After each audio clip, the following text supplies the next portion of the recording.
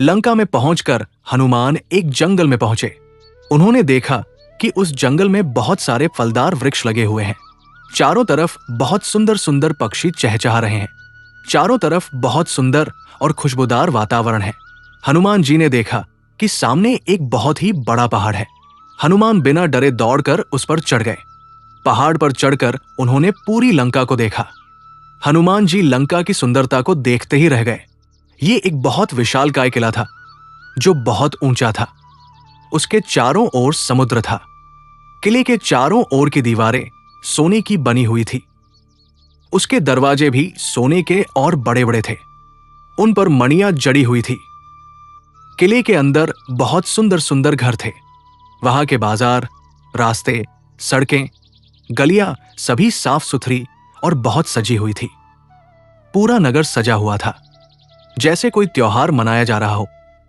हनुमान जी ने देखा कि रावण की सेना भी बहुत विशाल थी। हाथी, घोड़े, खच्चर और रथों की गिनती नहीं की जा सकती थी।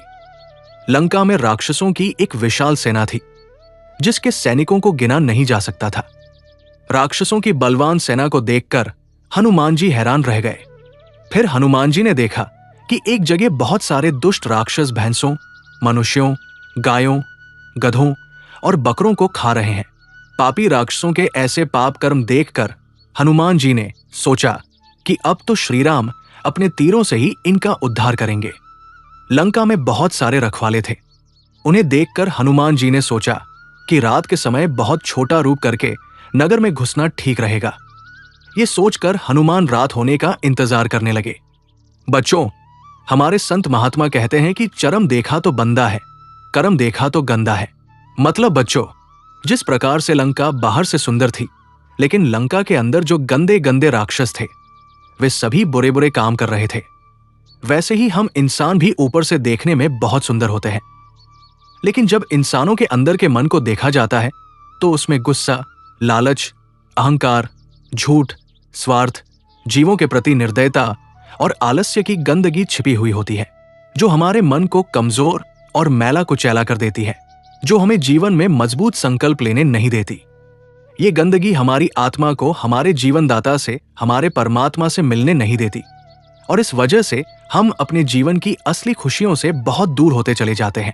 इसलिए बच्चों, हमें अपने जीवन को सुंदर बनाने के लिए हमें अपने मन में बैठी हुई इन गंदगियों को रोज साफ करने होगा। बच्चों, जैसे घर को रोज साफ करने के बाद भी घर में फिर से गंदगी आ जाती है, इसलिए घर को साफ सुथरा रखने के लिए उसकी रोज ही सफाई करनी पड़ती है।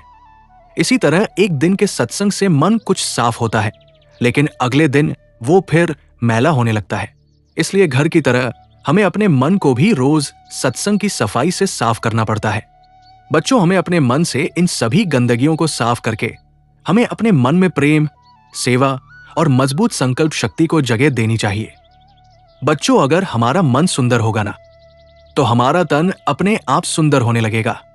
इसलिए मन को सुंदर बनाने के लिए हमें तुलसीदास जी, मीराबाई जी, रैदास जी, कबीरदास जी, रसखान जी जैसे संतों की शरण में जाना होगा, ताकि हम रोज संतों के विचारों को सुनकर अपने मन को साफ सुथरा और मजबूत कर सकें।